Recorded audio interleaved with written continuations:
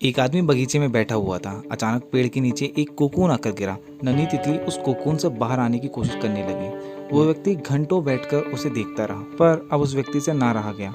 उसने उस नन्ही तितली की सहायता करने का निर्णय लिया और कैंची से कोकून के एक हिस्से को काट दिया, जिससे नन्ही तितली उस कोकून से आसानी से बाहर निकल सके। तितली तो बाहर आ गई, लेकिन अविकसित, एवं उसका पीछे का कुछ हिस्सा भी फूला हुआ था। उसके पिछले हिस्से में सूजन आ चुकी थी और ऐसा हुआ उस व्यक्ति की सहायता करने के निर्णय के कारण। उस व्यक्ति को पता ही नहीं था कि उसने उस नन्ही तितली का संघर्ष को समाप्त करके उसके लिए कितना बड़ा नुकसान किया है। दरअसल तितली के बच्चे जब स्वयं कोकून को तोड़कर बाहर निकलते हैं, तब इसी कोकून तोड़ने के संघर्ष के दौरान ही तितली के बच्चों के पंख विकसित हो पाते हैं। एवं कोकून तोड़ने की इसी प्रक्रिया के दौरान एक ऐसा फ्लूइड निकलता है जो तितली के पंखों को उड़ने के लायक बनाता है। दोस्तों, संघर्ष हमारी ताकत को बढ़ाता है, हमारी अविकसित क्षमताओं को बाहर निकालता है, उन्हें विकसित करता है। आप इन उदाहरणों को याद करिए।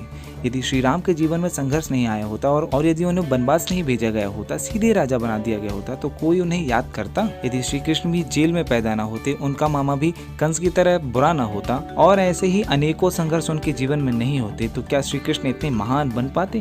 यदि पांडवों के जीवन में संघर्ष नहीं आता, तो क्या वो इतने शक्तिशाली बन पाते? तो क्या वो कभी श्री कृष्ण को पा पाते? यदि नेल्सन मंडेला को 27 साल की जेल न होती, तो क्या उनको कोई याद करता? आई एम श्योर नॉट, क्योंकि उनके पहले भी और उनके बाद भी साउथ अफ्रीका में ढेर सारे प्रेसिडेंट रहे, पर आप नाम सिर्फ नेल्सन मंडेला का जानते हैं। क्यों? उनके संघर्ष के कारण। So moral of the story यही है दोस्तों कि संघर्ष भी हमारे जीवन का हिस्सा है, वही हमें संपूर्णता प्रदान करता है। इसीलिए तो स्वामी विवेकानंद ने कहा है कि संघर्ष ही जीवन है। दोस्तों, संघर्ष के द्वारा ही आपके व्यक्तित्व में निखार आता है। इसलिए जब कभी आपके जीवन में कठिनाइयां आए, विषमता आए, संघर्ष आए, तो किसी से सहायता मांगने के बजाय उनसे स्वयं जूझिए। उन तकलीफों से, उन सारी विषम परिस्थितियों का डट कर सामना कीजिए।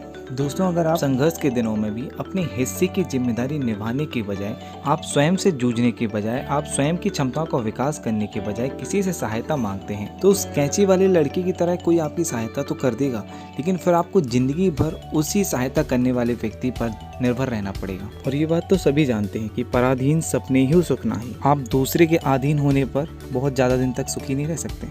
दोस्तों, यदि आपको वीडियो का कंटेंट पसंद आया हो तो वीडियो को लाइक और चैनल को सब्सक्राइब जरूर करें।